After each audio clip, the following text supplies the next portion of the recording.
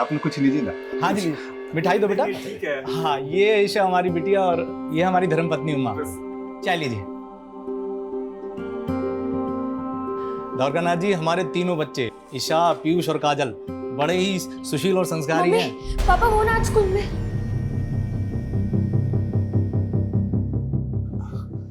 ये हमारी बेटी है काजल। काजल, सबको नमस्ते करो। हाय। अरे काजल, तेरे कपड़ों को क्या हुआ? वो हम स्कूल में खेलते वक्त गिर गए थे। जाओ, कपड़े बदल के आओ। वो कहा है ना कि काजल हम तीनों में सबसे छोटी है, इसलिए सबसे ज्यादा नटखट है। वो कहते हैं ना, छोटे पैकेट में बड़ा धमाका। मम्मी, समोसा बहुत गर्म है। हमेशा गड़बड़ करती है लड़की। देखना आज फिर ताऊ जी से डांट खाएगी। डांट तो खा ली, अब हमें समोसा खाने दीजिए बड़ी मम्मी। छोड़ रख, ये ले जा। अरे रहने दीजिए वृंदा मामी, हम ले जाते हैं। ये तोड़ फोड़ देगी। हम भी आपके साथ चलते हैं। चल।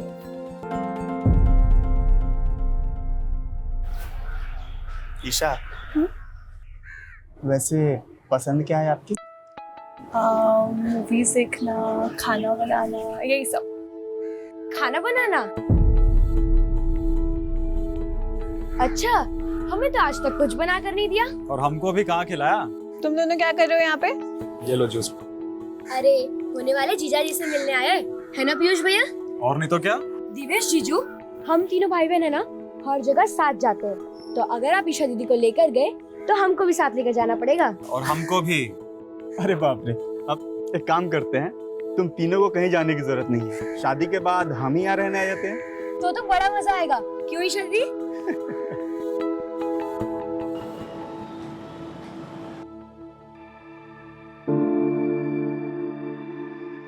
अवधेश भैया, झिझक कह रहे, बोलिए ना क्या हुआ? द्वारकानाथ जी क्या बोले? अगले महीने देवेश अमेरिका जा रहा है। द्वारकानाथ जी चाहते हैं कि इसी महीने ईशा और देवेश की शादी हो जाए। इतनी जल्दी पैसों का प्रबंध कहाँ से कर पाएंगे? भैया, ईशा भी हमारी बेटी की तरह है, तो शादी का आधा खर्चा हम उठाएंगे। और कल हम शेखर से भी बात करते हैं, वो भी जरूर मदद करेगा। नहीं महेश, बाहर वालों को घर के मामले में इन्वॉल्व करने की जरूरत नहीं है। भैया, बचपन का दोस्त है मेरा, वो देखिएगा, वो खुशी खुशी मदद करेगा। हाँ ताऊ जी, शेखर चाचा बहुत अच्छे हैं। महेश, तूने हमारा आधा बोझ हल्का कर दिया। अरे भैया, काजल की जब शादी होगी ना तब। हमारी शादी? नहीं ताऊ जी, हम शादी नहीं करेंगे, हम तो मम्मी के साथ रहेंगे।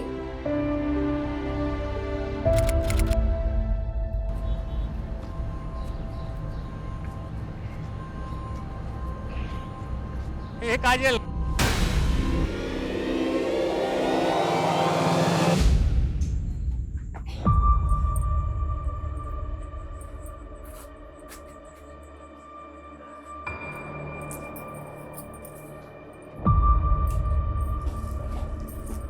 आने दो काजल को। जेठ जी एकदम ठीक कहते, लड़की हाथ से निकलती जा रही है। शांत हो जा बेटा। महेश गया है ना काजल को लेने। आ गया फोन। हेलो, मिल गए ना काजल? फोन देना उसे। वृंदा, काजल भारती के घर आई ही नहीं। क्या? तो कहीं कहाँ वो? महेश, मिली क्या? नहीं। देख, तू चिंता मत कर, किसी ने कुछ कह दिया होगा, यहाँ वहाँ मुंह फुला के बैठी होगी, मिल जाएगी। चल वहां ढूंढते हैं।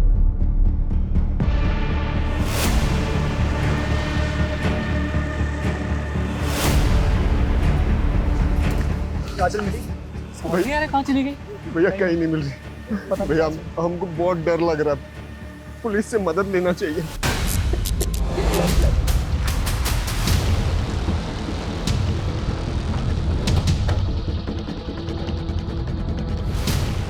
आपने आखिरी बार काजल को यहीं देखा था? जी हाँ। अरे पापा, रास्ता भूल गए क्या? हमारा घर तो उस तरफ है।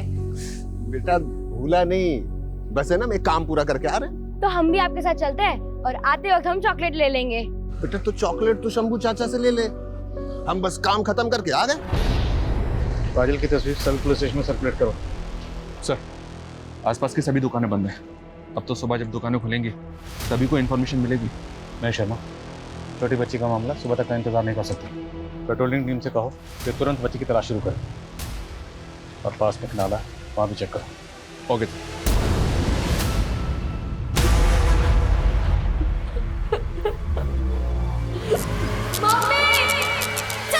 कहाँ जा रही बिंदा? कहाँ जा रहे हैं? काजल नहीं कहाँ जा? वो जाना पड़ेगा उसको। आ जाएगी काजल बेटा, तू शांति रखना। भाभी अभी तक नहीं आई है, पता नहीं कहाँ होगी हमारी बच्ची। कुछ नहीं होगा उससे, आ जाएगी वो। नहीं आई ना भाभी अभी तक। आ जाएगी ना काजल, तू शांति रखना। किस साल में होगी, कहाँ होगी? भाभी हमको हमारी काजल चाहिए। आ जाएगी बेटा।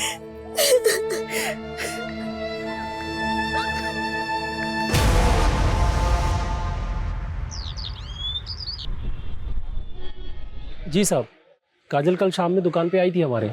शंभू चाचा, हाँ बेटा, चॉकलेट। ले बेटा। अच्छा, जब वो तुम्हारी दुकान से गई तो तुमने किसी को उसके पीछे जाते हुए देखा था? कोई ऐसा जिसको देख के लगा हो कि शायद वो उसका पीछा कर रहा है? नहीं साहब। सर, इस सीसीटीवी फुटेज में काजल कैप्चर हुई है। एग्जैक्ट 6:13 पर वो इस गली से गुजरी थी और सर यहाँ से उसका घर 1 किलोमीटर की दूरी पर है। तो मतलब जो भी हुआ है वो इस 1 किलोमीटर के दायरे में हुआ है और वो 6:13 के बाद। सर, पूरा रास्ता स्कैन किया है, आसपास के लोगों से भी पूछताछ की, लेकिन 6:13 पर किसी ने भी काजल को नहीं देखा और न ही किसी शोर शराबे की आवाज़ सुनी। तो क्या ये किसी जान पहचान वाले का काम जो काजल को बहला फुसला कर अपने साथ ले गया? कोई करीबी? क्योंकि अगर ये किडनैपिंग का मामला होता तो अब तक फिरौती का कॉल आना चाहिए था।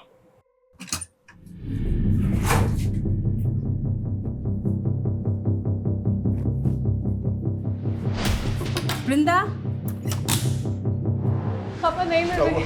नहीं मिली। वृंदा मिली? नहीं। अम्मा पूरा घर छान लिए, पड़ोसी में पूछ लिया, चाची नहीं मिल रही। भगवान, कहाँ गई होगी? भाभी, आप और ईशा यही रहिए, हम लोग बाहर जाकर देखते हैं।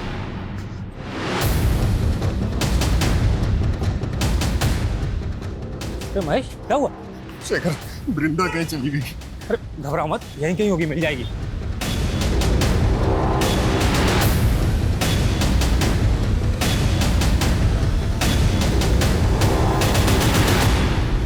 वृंदा मामी मामी, आप यहाँ क्या कर रही हैं? आ जाएगी काजल।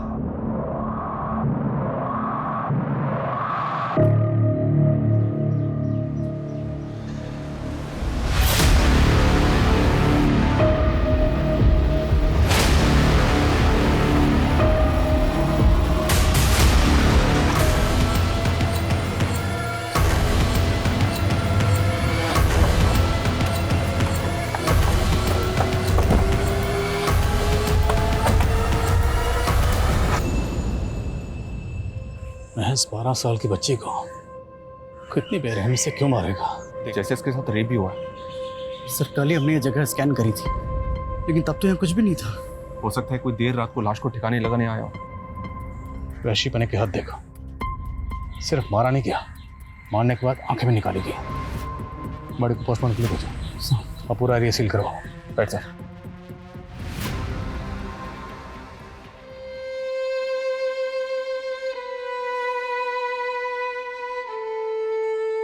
महेश जी, जिसने भी ये किया है हम उसे छोड़ेंगे नहीं।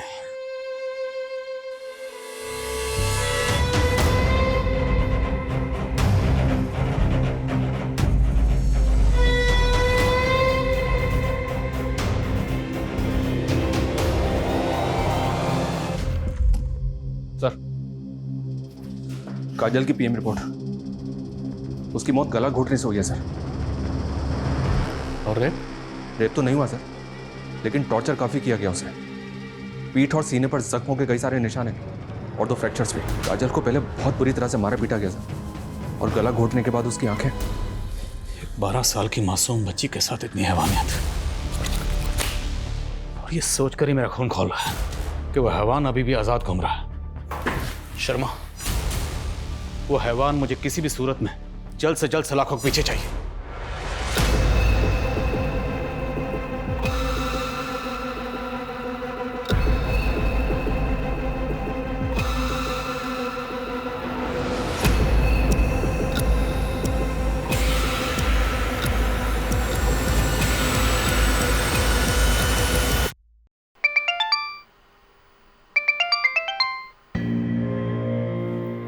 कौन बार बार फोन कर रहा है? देवेश के पिताजी हैं, शायद शादी की तारीख फिक्स करने के लिए फ़ोन कर रहे होंगे। शाम को बात करते हैं उनसे, बोल देंगे कि 6 महीने के लिए शादी टाल दें। लेकिन अगर देवेश एक बार अमेरिका चला गया तो फिर पता नहीं कब लौट कर आएगा। तो क्या करें? यहाँ हमारे भाई की बेटी की जान गई है और तुमको अपनी बेटी की शादी की पड़ी है, हाँ? भैया भाभी सही कह रही, अभी शादी टल गया तो हो सकता है कि रिश्ता भी टूट जाए।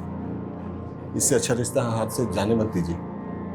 क्या कह रहे तुम?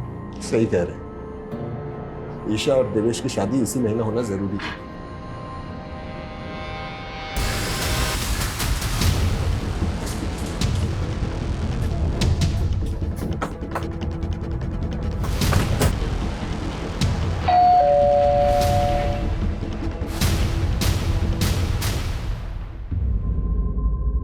सब ऐसा हमने क्या बिगाड़ा था किसी का, जो हमारे कलेजे के टुकड़े के साथ ऐसा करती। महेश जी, नफरत और जलन किसी भी इंसान को हैवान बना सकती है।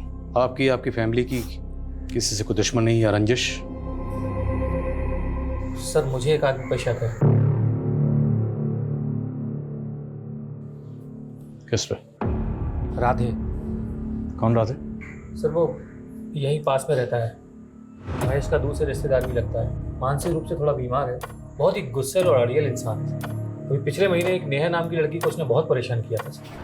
छोड़ दो मुझे। अगर तुम मेरे साथ नहीं खेलोगे तो मैं तुम्हें किसी के साथ खेलने नहीं देंगे। काजल, तुमने मुझे मारा, मैं तुम्हें नहीं छोड़ूंगा। मुझे मारना मत पापा, मुझे मारेंगे, मुझे मारना मत। नहीं मारेंगे, जो पूछ रहे हैं उसका जवाब दो। इस काजल ने तुम्हें मारा था ना? काजल, बुरी बुरी आंखों वाली काजल, इसने मुझे मारा था इधर लकड़ी से 5 बार। काजल ने तुम्हें मारा इसलिए तुमने काजल को मार दिया? शर्मानी चाहिए आपको। मेरा बेटा दिमागी तौर पे कमजोर है, इसे देखकर आपको लगता है कि वो किसी की जान ले सकता है? जानलेवा हमला तो कर ही चुका आपका बेटा कई लड़कियों पर। काजल ने तो पीटा भी था उसे, हो सकता है बदला लेने के लिए। बदला तो महेश और उसका परिवार ले रहा है हमसे साहब। अवधेश, महेश और हम दूर के रिश्तेदार हैं। पुश्तैनी जायदाद के लिए हमारा केस भी चल रहा है कोर्ट में। उसका फैसला हमारे हक में आया, उसी का बदला लेने के लिए महेश हमारे बेटे को फंसा रहा है। हाँ, लेकिन राधे की जहनी हालत की वजह से हमें उसकी कस्टडी नहीं मिलेगी। लेकिन सर, अगर कस्टडी नहीं मिलेगी तो इंटरोगेट कैसे करेंगे? राधे की कस्टडी हमें एक ही सूरत में मिल सकती है, या तो हमारे पास उसके खिलाफ कोई ठोस सबूत हो या फिर कुछ चश्मदीद गवाह। राधे पर हर वक्त नजर रखो और ये भी पता करो क्या महेश की फैमिली की किसी से कोई दुश्मनी थी।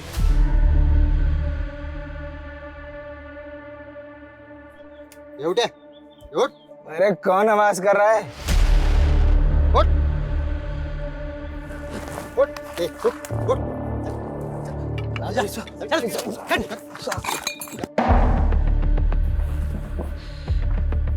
काजल जहाँ से गुजरी थी वहाँ तुम दोनों के नशा करने का अड्डा था, लेकिन काजल की मौत के बाद तुम लोगों ने अपना अड्डा बदल दिया, क्यों? ऐसा कुछ नहीं है साहब, हमें तो पता भी नहीं कि वो लड़की। वैसे क्या नाम बताया था साहब आपने? ये देखो, ये वो लड़की है काजल, ध्यान से देखो और बताओ। उस दिन मैंने इस लड़की को देखा था किसी आदमी के साथ। कौन था वो आदमी? नहीं पता ना कौन था वो। ये दोनों टाइम वेस्ट कर रहे हैं, इनकी हड्डी पसली एक कर दो। जब तक उस आदमी का नाम याद ना आना है छोड़ना मत इनको। तो मुझे लगता है नशोड़ियों ने उठाया काजल को और अब कहानियां बना रहे हैं। मुझे राधे के ऊपर डाउट है सर।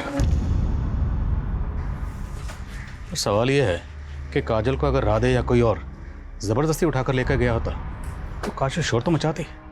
ऐसा कुछ हुआ ही नहीं, क्यों? हो सकता है सर पीछे से हमला किया हो अचानक। दोनों नशेड़ी पर नजर रखो और राधे से पूछताछ करते रहो, देखते के सामने आता। Right sir. और एक बात सर, हमने काजल के नेबर्स और घर वालों से तो बात की है, लेकिन काजल जिस स्कूल में पढ़ती है वहाँ पे बात नहीं की अभी तक। शर्मा, महज 12 साल की बच्ची थी, तो स्कूल में ऐसा क्या हुआ होगा जो बात मर्डर तक पहुंच जाए? जुवेनाइल क्राइम्स आजकल काफ़ी बढ़ गए हैं, इसलिए सर स्कूल क्राइम और शूटआउट बाहर के देशों में भी देखने को मिले हैं और हमारे यहाँ भी। ठीक है, बात करते हैं स्कूल में। 1 2 3 4 5 6 7। अरे देखो तो बेचारी काजल गिर गई। इसे तो प्रीफेक्ट बनना था ना। चलना आता है नहीं, बनेंगे प्रीफेक्ट। तुम खुद को बुली समझते हो? हम बुली समझते नहीं है बच्चों, हम बुली हैं। स्कूल में सब डरते हैं हमसे। गुड मॉर्निंग सीना sir. Good morning sir, good morning. देखा कैसे डर गया ना। दोबारा हमें यहाँ हमारे दोस्तों को तंग मत करना, वरना सच में प्रिंसिपल सर को बता देंगे। फिर ना ही तुम प्रीफेक्ट रहोगे और ना ही स्कूल में। उस दिन के बाद से आकाश उसके पीछे पड़ गया था और एक दिन तो उसने हद ही कर दी। अब पढ़ी नहीं इधर ही।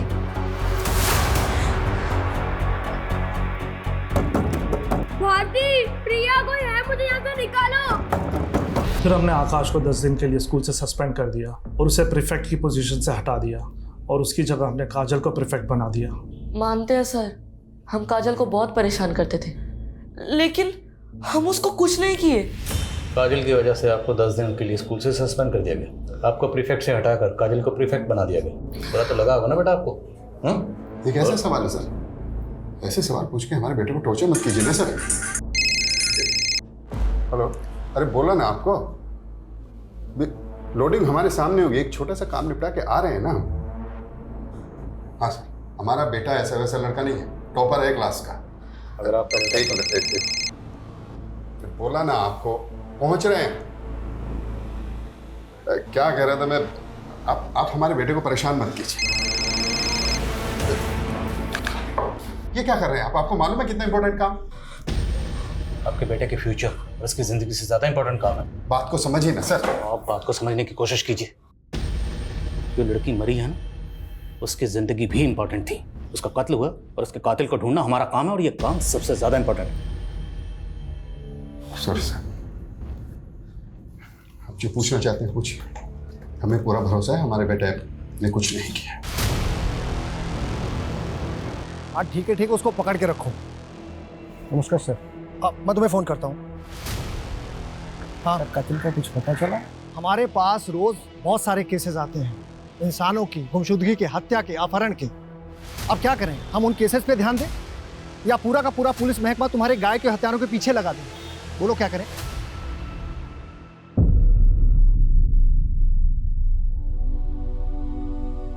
माँ, ईशुदी की शादी में ना मैं ये पहनूंगी, अच्छी लग रही हूँ ना? एकदम परी लग रही है। वृंदा, भाभी साड़ी दी है आज पूजा में पहनने के लिए।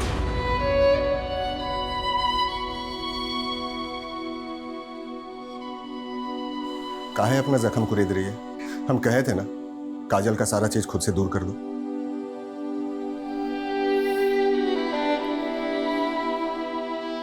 वृंदा, ईशा भी हमारी बेटी है और 10 दिन के बाद उसकी शादी है, तो ये मातम छोड़ो और शादी की तैयारी के लिए भाभी का हाथ बटाओ। काफी अजीब है सर, काजल की हत्या को अभी कुछ ही दिन हुए और उस घर में शादी भी हो रही है। इतनी जल्दबाजी आखिर किस लिए? सर, वो दोनों नशेड़ी आलोक और प्रेम कुछ बताना चाहते हैं।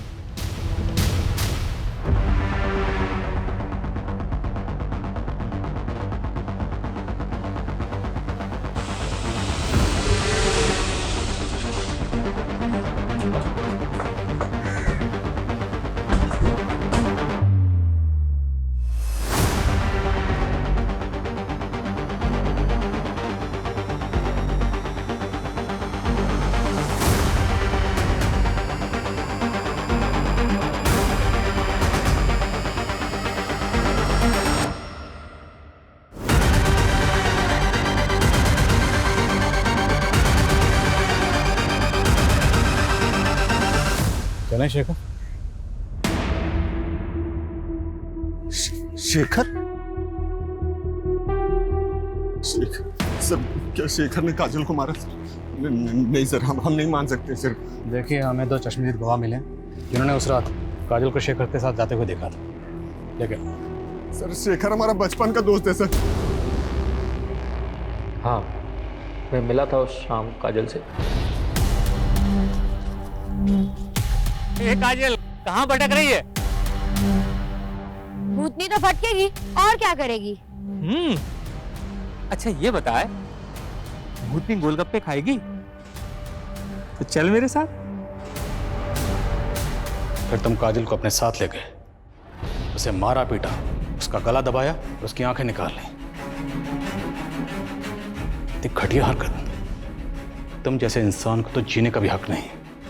हाँ सर, सही कहा आपने, मुझे जीने का कोई हक नहीं। मुझे फांसी दे दीजिए सर।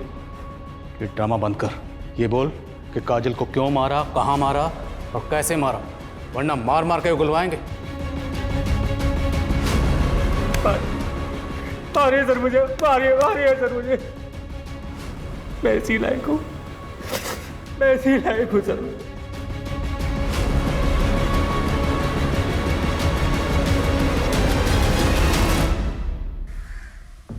पहली बार ऐसा महसूस हो रहा है जैसे इस केस को क्लोजर नहीं मिला।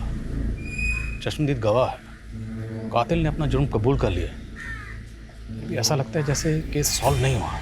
क्यों सर? पहली बात तो ये है कि शेखर ने काजल को अगर मारा है तो मोटिव क्या था, उसने नहीं बताया। उसने काजल को कहाँ मारा, नहीं बताया। काजल को कहाँ छुपा के रखा था, नहीं बताया। यहाँ तक कि काजल को पेट पर कब लटकाया, उसने कुछ नहीं बताया। तो आपको लग रहा है सर शेखर हमसे झूठ बोल रहा है? लेकिन सोचने वाली बात तो ये भी है सर कि कोई खून का इल्ज़ाम अपने सर पे क्यों लेगा? यही सवाल तो ध्यान में घूम रहा है, पर मेरी गट फीलिंग कहती है शेखर खूने नहीं।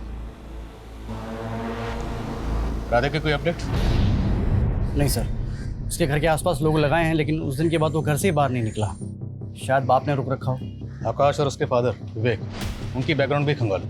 हो सकता है टॉपर बेटे के सस्पेंशन से बखलाकर उसने ये कांड किया। सर आज ही अपने खबरों को काम पे लगाता हूँ। पता कर। सर एक बात दिमाग में आई है, ये भी तो हो सकता है सर कि ये शेखर किसी और को बचाने के लिए इल्ज़ाम अपने सर पे ले रहा है। महेश उसका बचपन का दोस्त। शेखर ऐसा क्यों करेगा? ये शेखर की फैमिली प्रयागराज में नहीं रहती ना? नहीं सर, 10वीं के बाद मुंबई शिफ्ट हो गया था, लेकिन 3 साल पहले अचानक वापस आ गया और अकेला ही रह रहा है। मुद्दा तो यही है कि शेखर आखिर किसी और के खून का इल्ज़ाम अपने सर क्यों ले रहा है। अब अगर हमें यह जानना है तो हमें शेखर की ज़िंदगी की किताब के पन्नों को पीछे की ओर पलटना होगा। आज ही मुंबई के लिए रवाना हो और पता करो शेखर का गुजरा हुआ कल। Okay sir.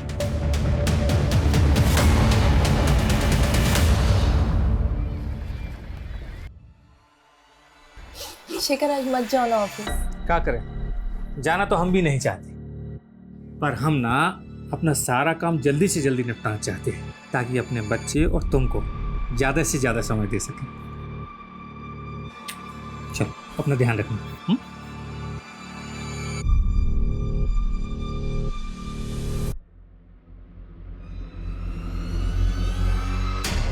सर पता नहीं कैसे हुआ, मैं जब घर के अंदर गया सारा सामान बिखरा हुआ था और मेरी बीवी तृप्ति वो भी कहीं नहीं थी। सर बाहर निकल के सब लोगों से पूछा पर किसी ने कुछ नहीं बताया।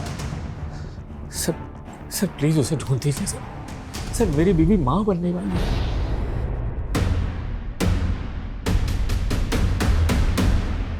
क्या शेखर पर उसकी बीवी की मौत का चार्ज लगा था? जी सर, शेखर 1 साल तक जेल में था, डिप्रेशन में चला गया था।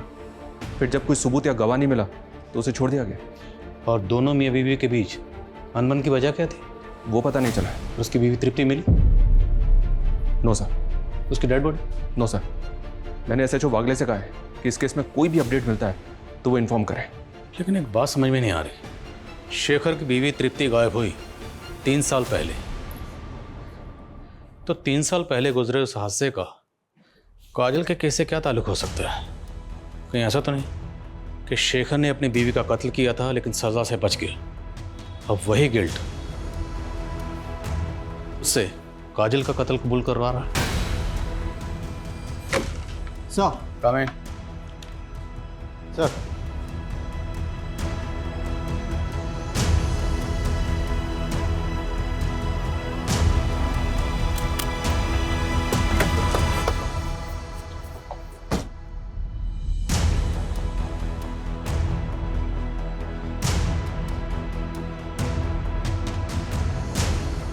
माफ़ी चाहते साहब आपको तकलीफ़ देने के लिए। दरअसल हम नहीं चाहते कि ये बात फैले और हमारी बच्ची किसी मुसीबत में फंस जाए। बेफिक्र रहिए, कुछ नहीं होगा।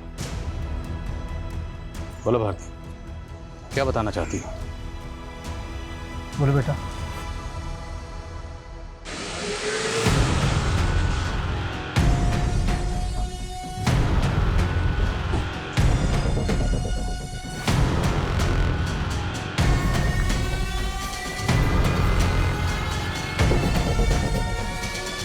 उठाओ मैडम को।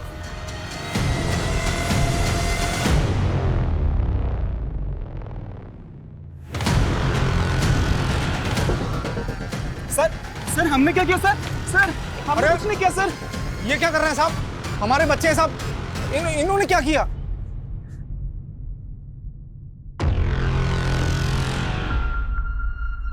सुना है तुम तीनों भाई बहन में बड़ा प्यार था, और तुम दोनों में तो कुछ ज्यादा ही प्यार था। इश्क, एक नाजायज रिश्ता। तुम दोनों के राज से पर्दा उठ चुका है। अब बेहतर यही होगा कि आगे की कहानी तुम लोग खुद बताओ। बोलो। हाँ सर, ये सच है कि हम दोनों एक दूसरे से प्यार करते, बचपन से साथ में खेलते कूदते बड़े हुए, और हमें पता है कि समाज कभी भी रिश्ता मंजूर नहीं करेगा, मगर हमने कभी पीयूष को अपना भाई नहीं माना और नहीं मानेंगे। आप बाबूजी तो बचपन में ही बस हादसे में गुजर गए थे। उसके बाद में महेश मामा और अद्वेश मामा ने ही मेरा पालन पोषण किया। ईशा की शादी हम किसी और से होते हुए नहीं देख सकते थे, और ना ही ईशा के साथ शादी हम सबके सामने कर सकते थे, इसीलिए हमने ये रिश्ता सबसे छिपाया था। पीयूष, 1 महीने में शादी हो रही है हमारी। हम मर जाएंगे लेकिन किसी और से शादी नहीं करेंगे। हम तेरी शादी के 1 दिन पहले यहाँ से भाग जाएंगे, मुंबई चले जाएंगे। फिक्र मत करना तू, मत कर तू फिक्र, मैं सब संभाल लूंगा। ईशा दीदी, पीयूष भैया। अगर काजल इसके बारे में पूरे परिवार को बता देती तो तुम दोनों के भागने का प्लान चौपट हो जाता। उस दिन तुम काजल को भारती के घर के बाहर मिले थे। झूठ तो बोलना मत, क्योंकि भारती हमें सब कुछ पहले ही बता चुकी है। हाँ, ये बात सच है सर। हम जानते हैं हमसे बहुत बड़ी गलती हो गई है। ईशा को भी समझ में आ गया है। हमने भागने का प्लान भी कैंसिल कर दिया है। सच्ची, सब कुछ वैसा ही चलेगा जैसा कि घर वाले चाहते हैं। तुम समझ रही हो ना हम क्या कह रहे हैं? तुम किसी को बताओगे तो नहीं? ठीक है भैया, हम किसी को नहीं बताएंगे, पर आप अपना वादा तो नहीं तोड़ोगे ना? नहीं, पक्का वाला प्रॉमिस। ठीक है। काजल ने वादा किया था कि वो किसी को कुछ नहीं बताएगी। हमने भरोसा किया था उस पर उसने तुम्हारे विश्वास को तोड़ दिया। उसने अपनी दोस्त भारती को सब कुछ बता दिया था।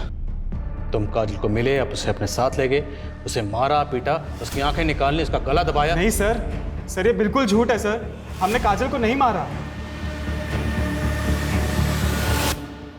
इसी भतीजी की शादी के लिए मरे जा रहे थे ना? हाँ, अपनी बेटी के शौक से ज्यादा आपको इसकी शादी की पड़ी थी। ईशा और पीयूष के साथ साथ आप भी मेरी बेटी की मौत के जिम्मेदार हैं।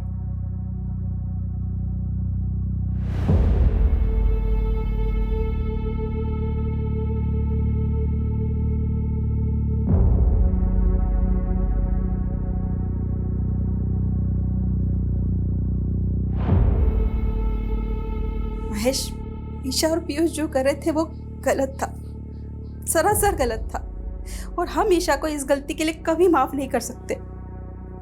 लेकिन मेरा दिल ये मानने के लिए तैयार ही नहीं है कि ईशा काजल को मार सकती है। अरे, अपनी सगी बहन मानती थी वो उसे। हाँ महेश, हमें तो लगता है कि ये काम सिर्फ पीयूष का है। भैया, हम हमेशा आपका इज्जत किए, आपके हर बात को माने,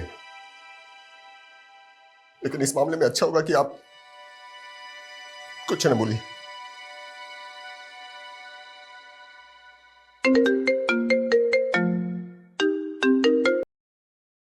हाँ वागले, बोलो। क्या शेखर की बीवी तृप्ति जिंदा है? जी सर, ऐसे जो वागले ने ढूंढ निकाला। शर्मा, तुरंत मुंबई के लिए निकलो।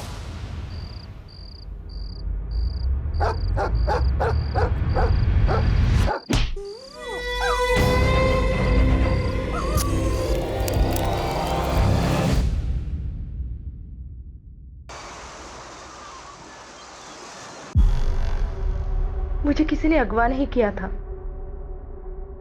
मैं राकेश से प्यार करती थी। शेखर की कंपनी में राकेश ड्राइवर था।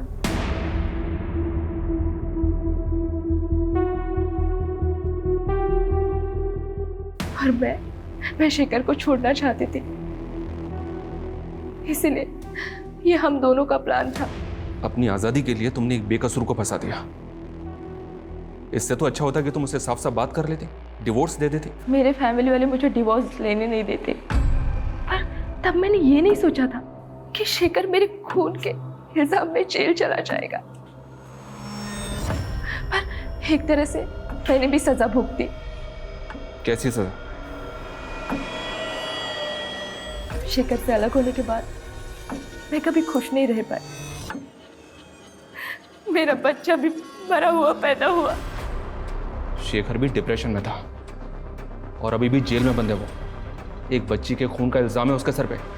सब शेखर कभी खून नहीं कर सकता। वो तो बहुत नेक इंसान है। मैं ही बेवकूफ थी जो उसको समझ नहीं पाई।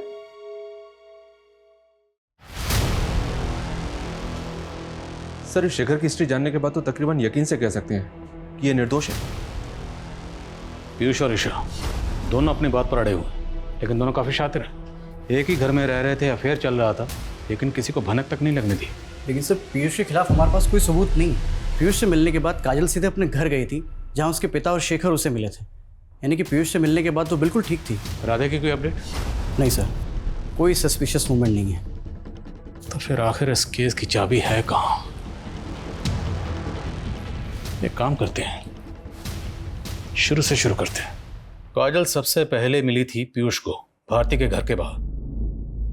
उस वक्त बजे थे 5:15 सर। 5:15। फिर वहां से जब काजल अपने घर लौट रही थी तो वो अपने पिता महेश से मिली। टाइम 5:55। फिर वहां से वो शंभू की दुकान पे गई। उस वक्त बजे थे तकरीबन 6:15। 6:15। और 6:30 बजे उसे शेखर मिला और वहां पर आलोक और प्रेम भी मौजूद थे उस वक्त। और उसके बाद से 36 घंटे के लिए काजल गायब थी। और 36 घंटे बाद उसे सबसे पहले देखा उसकी माँ ने, जब उसकी लाश पेड़ पर लटकी हुई थी। इसका मतलब सर, इन 36 घंटों में काजल कहाँ थी, हमें सबसे पहले ये पता करना होगा। और सर, वो लड़का राधे जिसको काजल ने पीटा था, और स्कूल का वो लड़का आकाश, उसका फादर विवेक। सस्पेक्ट बहुत है हमारे सामने, पर इन सस्पेक्ट्स में से कातिल कौन है? या कहीं ऐसा तो नहीं कि कातिल अभी तक हमारे रडार में आया ही ना हो?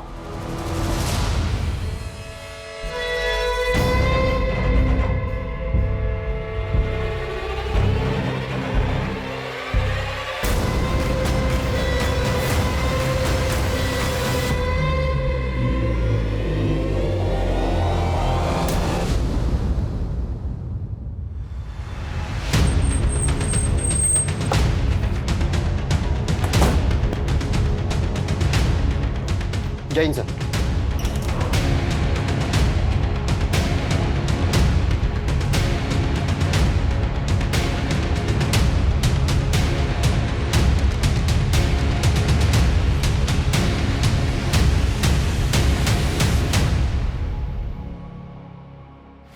सर, अभी तक काजल से जुड़े लोगों पर शक कर रहे थे हम, लेकिन इस हत्या के बाद अब ऐसा लग रहा है कि ये काम किसी सीरियल किलर का हो सकता है।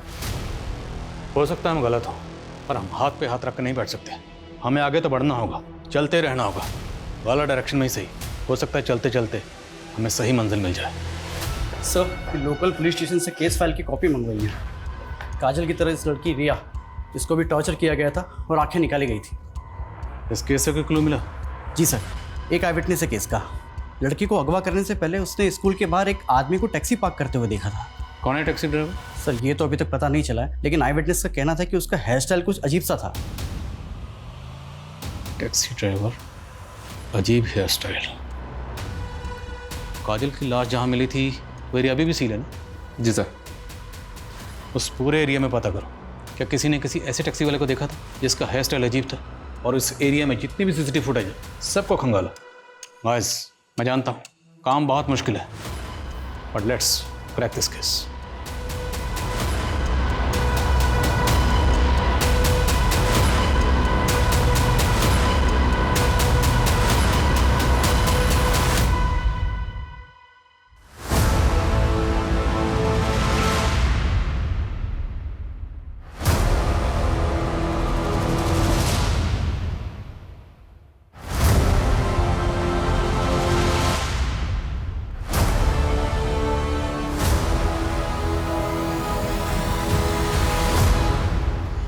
टायर मार्क्स की तरफ हमने कभी ध्यान ही नहीं दिया। सर ये एरिया कभी से सील है, ये सब पहले क्यों हो गया? एक्सपर्ट को बुलवाओ, पता लगवाओ कि टायर मार्क्स किस व्हीकल के हैं। अब इस केस में रोशनी अंधेरे में तीर चलाने से ही होगी।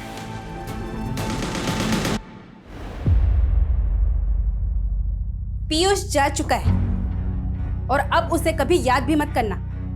अरे शुक्र मना कि देवेश तुझसे अब भी शादी करने के लिए तैयार है। ईशा अब और कोई कांड मत करना। हम वादा करते हैं माँ, अब जैसा बोलेगा हम वैसे ही करेंगे।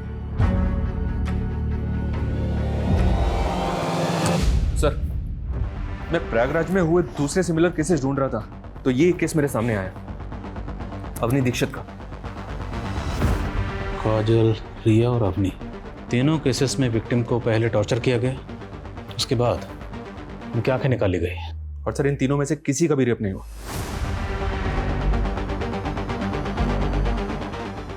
शर्मा, तुमने एक चीज नोटिस की?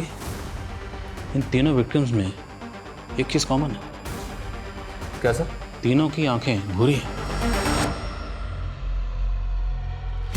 अवनी दीक्षित केस में विक्टिम के आसपास कोई टैक्सी वाला नजर आया था? नो सर, अभी तक कोई भी आई विटनेस सामने नहीं आया। सर सर काजल मर्डर क्राइम सीन में मुझे जो टायर मार्क्स मिले थे वो एक 3 व्हीलर ऑटो रिक्शा है। एक्सपर्ट के मुताबिक वो टायर मार्क्स कम से कम 15 दिन पुराने हैं। 15 दिन यानी लगभग उसी समय जब हमें काजल की लाश मिली थी। मतलब हम सही ट्रैक पे हैं। उसी रिक्शा में काजल की लाश को लाया गया होगा। लेकिन सर आई विटनेस ने रिया के केस में जिस ड्राइवर को देखा था वो टैक्सी चला रहा था। Sharma, let's keep it simple. हम एक ऐसे ड्राइवर को ढूंढ रहे हैं जिसका हेयर स्टाइल अजीब है, फिर वो चाहे रिक्शा चलाता हो टैक्सी चलाता हो, कोई फर्क नहीं पड़ता। पूरी टीम को काम पे लगाओ। जब तक ये बंदा मिल नहीं जाता कोई घर नहीं जाएगा।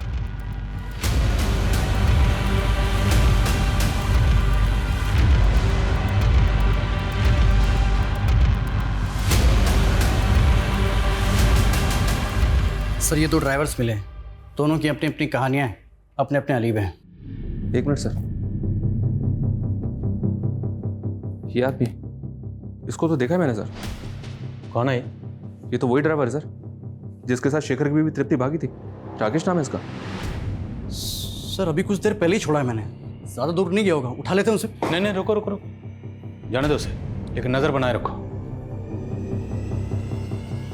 ये जो भी है अब इसे सबूत के साथ ही पकड़ेंगे।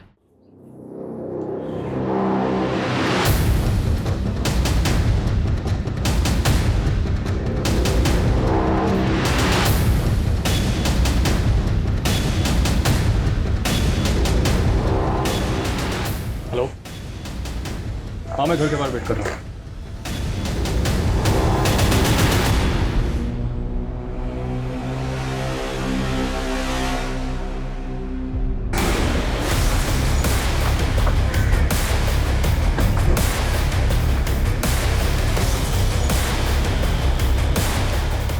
आप लगाइए मेहंदी।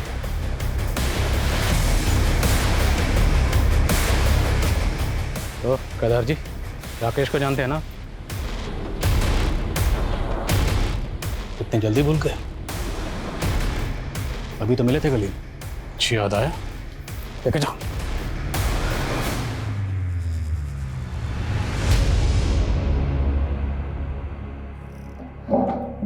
बोलिए केदार जी, सच का बोझ बहुत भारी होता है, उतार दीजिए।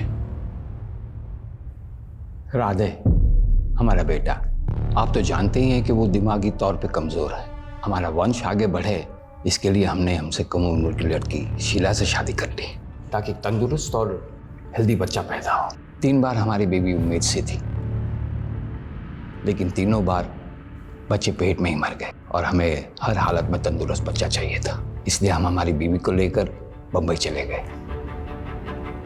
कुछ दिनों के बाद हमें तृप्ति मिली, शेखर की बीवी। केदार जी प्लीज शेखर को मत बताइएगा। नहीं बताएंगे, हम हमारी परेशानी में उलझे हुए हैं, इसीलिए तो मुंबई आए हैं। क्या परेशानी है आपको? दूसरी शादी इसलिए की ताकि बच्चा हो जाए। ये मेरा पति है राकेश। बंबई इसलिए आया हूँ कि बीवी का इलाज हो जाए तो मैं घर का चिराग मिल जाएगा। राकेश हमें एक बाबा के पास लेके गया। उसने उपाय भी बताए। तेरी पत्नी जिंदा बच्चे को जन्म दे सकती है, लेकिन उसके लिए तुझे बलि देनी होगी। 3 गायों की बलि, 10 कुत्तों की बलि और 3 भूरी आंखों वाली लड़कियों की बलि देने के लिए कहा। राकेश ने कहा कि गाय और कुत्ते की बलि तो वो खुद दे देगा। जानवर को मारना इतना मुश्किल नहीं, लेकिन इंसान को। काजल को कैसे चुना? किस्मत है साथ दिया साहब। मेरी बीवी का पहला पति शेखर भी वहीं रहता था, काजल को अच्छे से जानता था। हमने उस रात काजल को रोका और उसे बताया कि तुम्हारे शेखर चाचा की खोई हुई बीवी मिल गई है। शेखर चाचा की बीवी? आप उन्हें जानते हो अंकल? हाँ बेटा, अच्छी तरह से। उनकी फोटो भी है मेरे पास, ये देखो। अभी कहाँ है वो? चलो मेरे साथ, मिलवाता हूँ उनसे। तृप्ति चाची कहाँ है ना कत्थई आंखें, जैसी चाहिए थी। काजल के बाद 2 लड़कियां और उठाई इसने, और उनको भी काजल की तरह ही मारकर पेड़ पे लटका दिया, ताकि लोगों को लगे कि ये किसी सीरियल किलर का काम है। उस ढोंगी बाबा को मुंबई में अरेस्ट कर लिया सर, और उसने सब कबूल भी कर लिया। सर कोई सोच भी नहीं सकता था केदार एक बच्चा पाने के लिए इतना घिनौना जुर्म करवाएगा। अंधविश्वास और लालच का मेल बड़ा खतरनाक होता है। केदार को हर हालत में अपनी संतान चाहिए थी। इसी लालच में वो ये खतरनाक खेल खेल रहा था, जिसमें उसका साथ वो सरफिरा राकेश दे रहा था, और जिसका फायदा उस ढोंगी बाबा ने भी उठाया। अफसोस सिर्फ इस बात का है, इस खेल में उन 3 मासूम बच्चियों ने बिना वजह अपनी जान गंवा दी। और शेखर, जो बेकसूर होने के बावजूद अपनी बीवी तृप्ति के केस में आरोपी बना, पूरी तरह से टूट चुका था। जब काजल के केस में सस्पेक्ट बना तो उसने खून का इल्जाम अपने सर पर ले लिया। तो अच्छा हुआ कि वक्त रहते हम असली कातिल तक पहुंच गए और एक बेकसूर को फिर से बलि पर चढ़ने से बचा लिया।